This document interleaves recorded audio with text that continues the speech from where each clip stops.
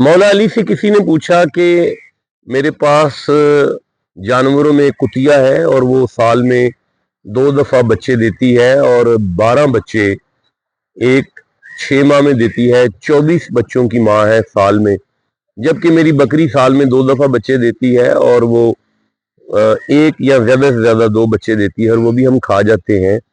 और ईद के दिनों में ऐसे लगता है दुनिया में अब कोई बकरा बाकी नहीं रहेगा, लेकिन फिर भी 24 बच्चों की माँ जिसके बच्चों को हम हाथ भी नहीं लगाते, वो हमेशा पूरा साल अकेली फिरती है।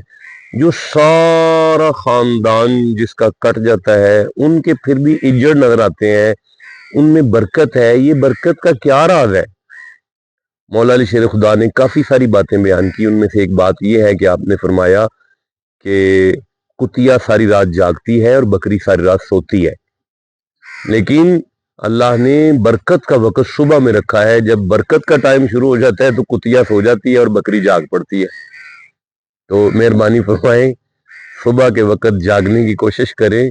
अल्लाह ने उम्मत मुहम्मदिया के लिए इस वक़्त में बरकत को रखा है।